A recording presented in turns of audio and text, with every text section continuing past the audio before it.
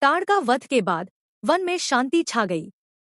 ऋषिमुनि जो वर्षों से भय में जी रहे थे, अब उनके चेहरे पर सुकून था। तभी ऋषि विश्वामित्र ने प्रेम से कहा, राम, अब समय है एक और कर्तव्य का। तुम्हें मेरे यज्ञ की रक्षा करनी होगी।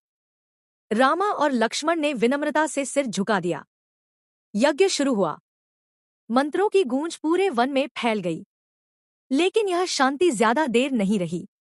अचानक आकाश में अंधकार छा गया। तेज गर्जना हुई। राक्षस मरीचा और सुबाहु आ गए। वे यज्ञ में मांस और रक्त बरसाने लगे। ऋषि भयभीत हो उठे। तभी राम आगे बढ़े। उनकी आंखों में शांति थी, लेकिन भीतर अडिग शक्ति। उन्होंने एक दिव्य बाण उठाया। पहला बाण, सुबाहु वहीं समाप्त हो गया। दूसरा बाण, मारीच को सैकड़ों योजन दूर समुद्र में फेंक दिया। क्षण भर में अंधकार समाप्त हो गया। यज्ञ सुरक्षित पूरा हुआ। विश्वामित्र अत्यंत प्रसन्न हुए। उन्होंने कहा, राम, तुम केवल योद्धा नहीं, तुम धर्म के रक्षक हो।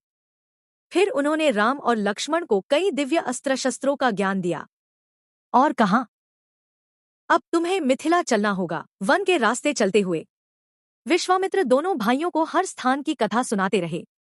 हर वृक्ष, हर नदी, मानो कोई पुरानी कहानी कह रही हो।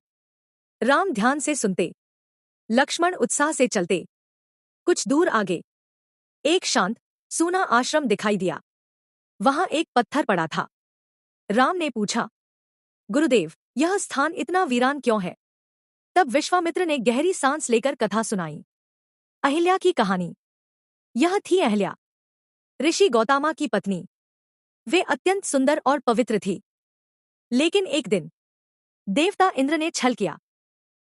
ऋषि गौतम क्रोधित हो गए और उन्होंने अहिल्या को श्राप दे दिया, तुम पत्थर बन जाओगी जब तक राम तुम्हें स्पर्श नहीं करेंगे। राम आगे बढ़े। उनका हृदय करुणा से भर गया। जैसे ही उन्होंने उस पत्थर को छुआ, एक दिव्य प्रकाश फैला। पत्थर धीरे धीरे बदलने लगा और अहिल्या अपने असली रूप में प्रकट हुई। उनकी आंखों में आंसू थे। प्रभु, आपने मुझे मुक्ति दी। राम ने उन्हें आशीर्वाद दिया।